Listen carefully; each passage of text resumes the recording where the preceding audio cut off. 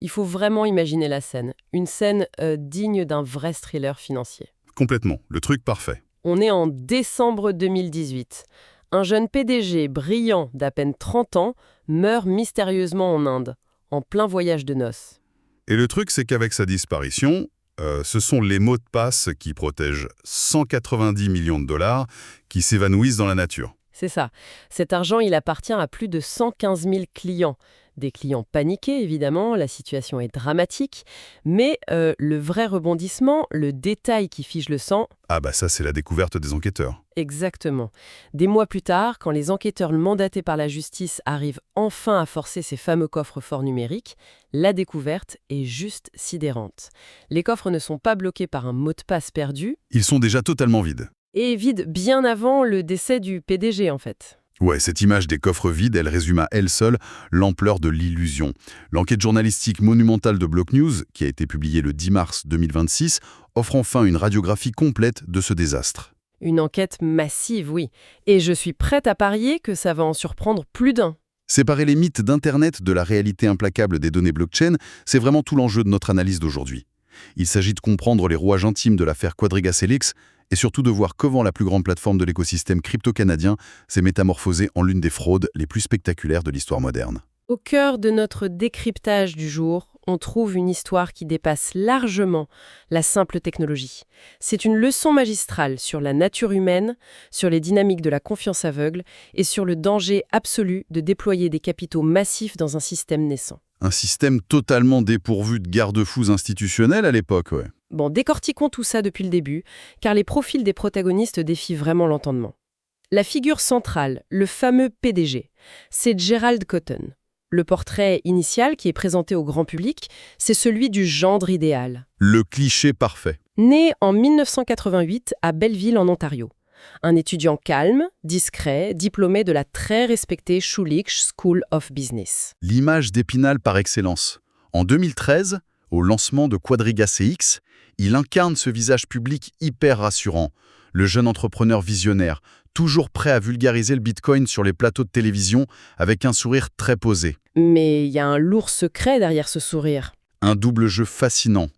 Les investigations révèlent que bien avant d'enfiler ce costume de PDG respectable, dès l'âge de 15 ans, Cotten opérait dans les bas-fonds du web financier sous le pseudonyme de Sceptre. Sceptre, carrément. Et il faisait quoi exactement ? Son terrain de jeu, c'était les forums dédiés aux programmes d'investissement à haut rendement, les fameux EIP. Ah oui, des forums qui ne sont en réalité que des incubateurs à schéma de Ponzi en ligne. Exactement. C'est terrifiant de réaliser que sa formation financière initiale ne s'est pas faite sur les bancs de l'université, mais en apprenant à structurer des arnaques pyramidales sur Internet alors qu'il était encore adolescent. Et ce détail change totalement la grille de lecture. Ce qui est fascinant ici, c'est que c'est justement dans ces espaces virtuels toxiques qu'il croise la route du deuxième architecte de Quadriga CX, Le fameux cofondateur. connu publiquement sous le nom de Michael Patryn. Sauf que l'enquête lève le voile sur une réalité troublante. Michael Patryn est une identité fabriquée de toutes pièces. Un faux nom. Son vrai nom est Omar Danani. Il s'agit d'un citoyen américain avec un casier judiciaire lourd. Il a été condamné aux États-Unis pour fraude d'identité et blanchissement d'argent, et il a même passé un certain temps dans une prison fédérale. Le changement de nom l'ADN au Canada lui a permis d'effacer ce passé embarrassant. Et le contraste entre les deux hommes est saisissant. Ouais, l'alchimie de ce duo est redoutable. C'est une vraie symbiose. D'un côté, on a Danani, le mentor endurci par le système carcéral, familier des mécaniques frauduleuses à grande échelle. Et de l'autre, Cotten, La façade immaculée. le visage lisse sur lequel aucune suspicion ne glisse. Dans ce marché crypto naissant 2013, la respectabilité, elle agit comme une arme d'aveuglement massif. C'est l'outil principal utilisé pour endormir la vigilance de dizaines de milliers d'utilisateurs. Des gens qui voient en Quadriga CX une institution solide. Parce que d'un côté, la plateforme finance l'installation du deuxième distributeur de Bitcoin au Canada et multiplie les conférences prestigieuses. Tout à fait. Mais de l'autre, elle est codirigée par un escroc condamné sous une fausse identité. L'histoire s'accélère vraiment en 2016. La chronologie bascule à ce moment-là. Danani, alias Patryn, quitte officiellement le navire. Et là, Gerald Cotten se retrouve seul maître à bord. Seul. Et le mot doit être pris au sens littéral du terme. Il n'y a pas de conseil d'administration, pas de directeur financier. Aucun auditeur externe, rien. La plus grande plateforme d'échange du pays est gérée de manière totalement opaque depuis un simple ordinateur portable personnel, souvent installé sur la table du salon de Cotten, tu imagines. C'est fou. Et c'est à partir de ce moment précis que la mécanique de la fraude devient hyper sophistiquée et surtout destructrice. Le rapport publié en juin 2020 par la Commission des valeurs mobilières de l'Ontario, l'OSC, détaille des manipulations d'une audace folle. Qu'est-ce qu'il faisait au juste? Cotten ne se contente pas d'une simple mauvaise gestion comptable. Il intervient directement dans le code de sa propre plateforme pour créer des comptes fictifs. Des faux utilisateurs. Voilà, il crédite ses comptes avec des millions de dollars et de bitcoins fantômes. Donc de l'argent qui n'existe absolument pas dans la réalité. Tout à fait. Et il utilise ensuite ces fonds imaginaires pour effectuer des transactions réelles contre les véritables clients de Quadriga CX. En clair, il absorbe les vrais bitcoins déposés par les utilisateurs en leur donnant en échange une monnaie fiduciaire inventée de toutes pièces sur ses propres serveurs. Incroyable. Et avec ces vrais actifs fraîchement siphonnés, il part spéculer sur d'autres plateformes d'échange internationales. Il joue à l'apprenti trader avec le capital de ses propres clients. C'est du délire. Et pendant que cet argent s'évapore sur les marchés mondiaux, il finance un style de vie totalement hors sol. L'enquête détaille des trucs fous. L'achat d'un avion privé, d'un voilier luxueux, d'une Lexus de 2017 flambant neuve et de multiples propriétés immobilières en Nouvelle-Écosse et en Colombie-Britannique. La grande vie, quoi. On parle d'un train de vie royal financé par du vide. L'OSC est catégorique là-dessus. À partir de 2016, Quadriga CX ne fonctionne plus du tout comme une bourse d'échange légitime. C'est devenu un schéma de Ponzi pur et dur. Les pertes générées par le trading frénétique de Cotten sont abyssales. Les chiffres documentés mentionnent 115 millions de dollars canadiens littéralement anéantis dans des paris spéculatifs désastreux. 115 millions perdus en trading. Ouais, pour masquer ces trous béants, la seule solution pour lui, c'est d'utiliser les fonds des nouveaux clients entrants pour payer ceux qui demandent des retraits. C'est la base du Ponzi. Et il s'est aussi servi au passage. Bien sûr, l'audit final d'Ernst & Young révèle la trace de plus de 67 000 transferts non autorisés directement vers les comptes personnels du PDG. 67 000. C'est une fuite en avant qui nécessite un marché en perpétuelle croissance pour ne pas s'effondrer. Mais le marché de la crypto, par nature, il est impitoyable. Et l'année 2018 signe l'arrêt de mort de cette illusion. L'hiver crypto. Exactement. Le Bitcoin subit un crash dévastateur, il perd plus de 80% de sa valeur. Les paris de Cotten, qui étaient structurellement longs, c'est-à-dire positionnés sur une hausse continue des cours, y sont instantanément désintégrés. La crise de liquidité est brutale à ce moment-là. Face à la chute des cours, la panique s'empare des clients qui se précipitent tous en même temps pour retirer leurs fonds. Le bank run classique. Et évidemment, les caisses sont vides, les délais de retrait s'allongent. Ça passe de quelques jours à plusieurs semaines, puis à des mois entiers. Et pour gagner du temps, l'ingéniosité manipulatrice de Cotten tourne à plein régime. Il pointe publiquement du doigt les banques traditionnelles.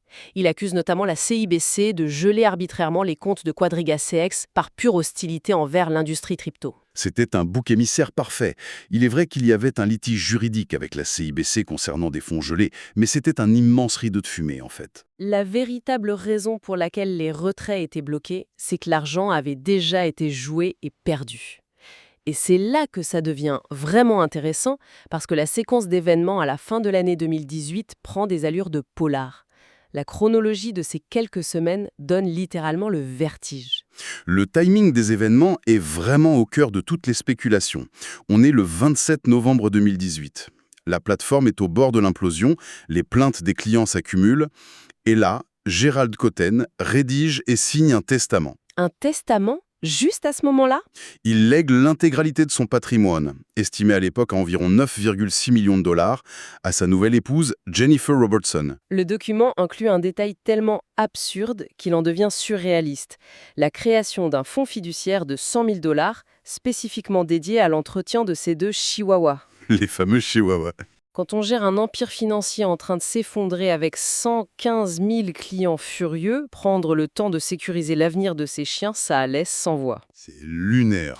12 jours plus tard, le 9 décembre, le récit officiel indique qu'il se trouve à Jaipur, en Inde, soi-disant pour financer la construction d'un orphelinat. Et là, il décède subitement des complications de la maladie de Crohn, à seulement 30 ans. Les circonstances entourant ce décès en Inde alimentent immédiatement la méfiance. Forcément.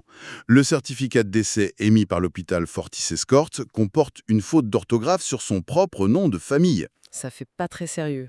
Surtout, aucune autopsie n'est pratiquée sur place. Le corps est embaumé extrêmement rapidement. À son retour au Canada, aucune vérification médicale supplémentaire n'est exigée et l'inhumation se déroule dans la plus stricte intimité. La gestion de crise qui suit ce décès en dit long sur le niveau de dissimulation de l'entreprise. Ils mettent 36 jours pour annoncer publiquement la mort de leurs dirigeants. 36 jours de silence. 36 jours de silence radio pendant lesquels Quadriga CX continue d'accepter les dépôts d'utilisateurs.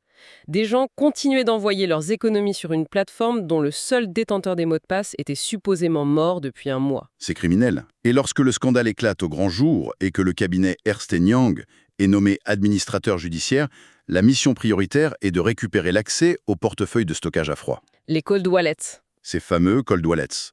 Ce sont l'équivalent numérique des coffres-forts souterrains d'une banque. L'industrie les considère comme inviolables, car ils sont déconnectés d'Internet. Et en mars 2019, les experts réussissent l'exploit de percer ces coffres. Et là, c'est le choc. La révélation provoque une onde de choc massive. L'accès n'était pas le problème. Les portefeuilles étaient vides.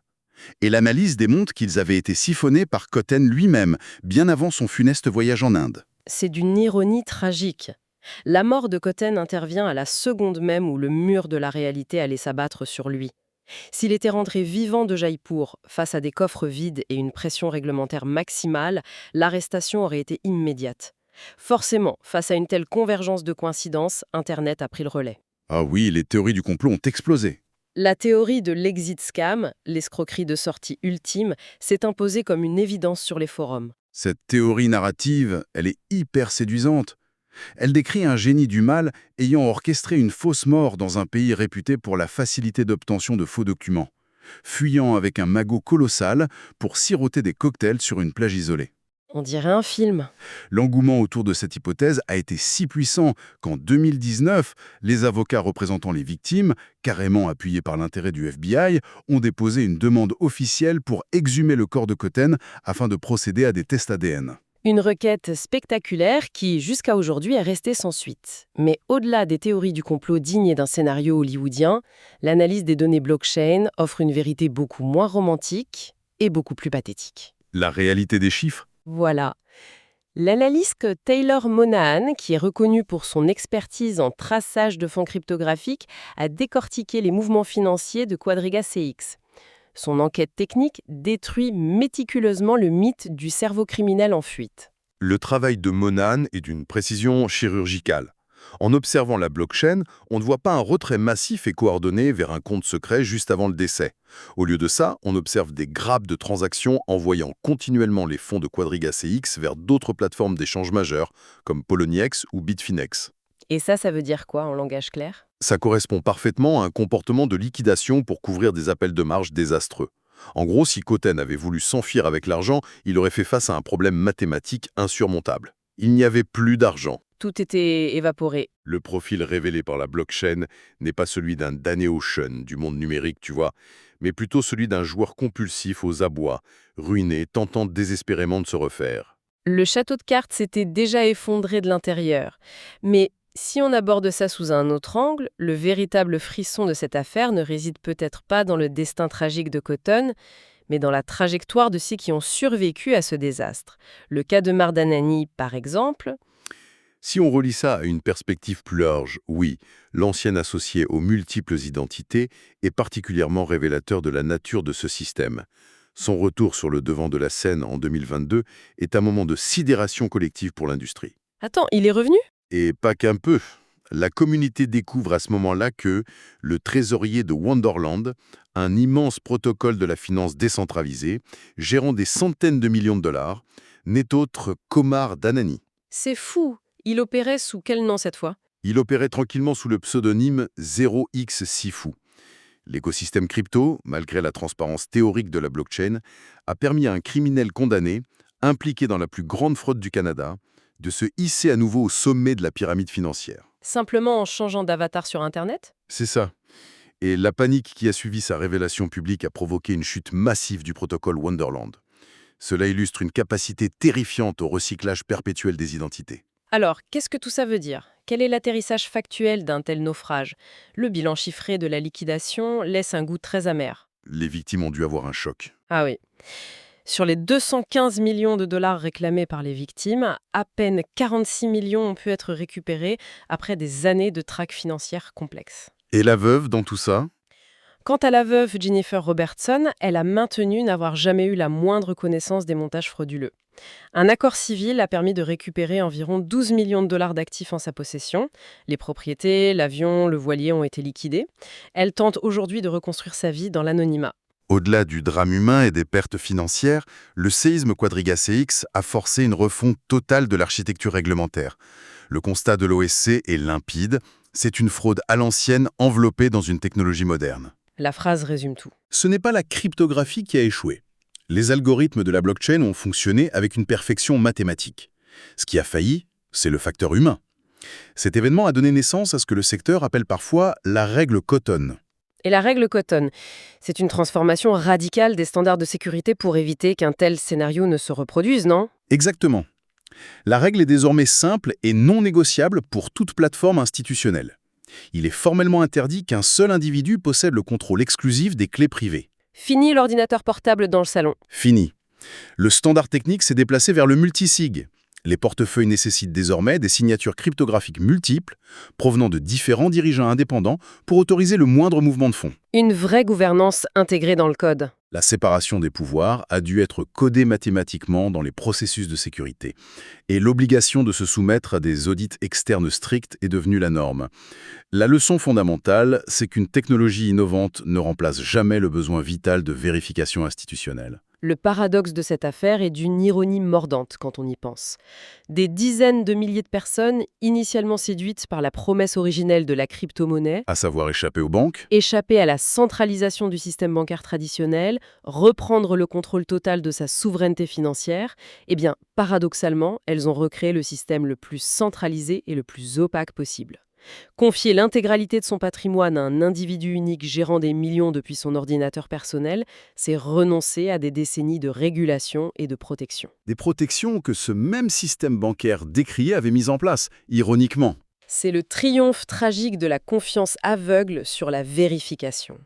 Et cette observation soulève une question ultime, une réflexion qui déborde largement le cadre de Quadriga CX. Quand on analyse la trajectoire d'Omar Dhanani, de la prison fédérale à cofondateur de plateforme, puis à grand argentier de la finance décentralisée sous couvert d'un simple pseudonyme, on est en droit de s'interroger sur le futur de nos interactions économiques. C'est-à-dire NFT?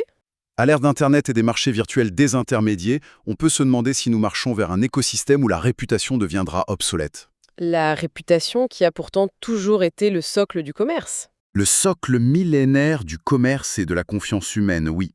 Si les identités numériques peuvent être effacées et recréées à l'infini pour brasser des millions, l'amnésie structurelle d'Internet pourrait bien devenir le plus grand risque financier de demain. Une perspective vertigineuse qui mérite vraiment d'être gardée à l'esprit.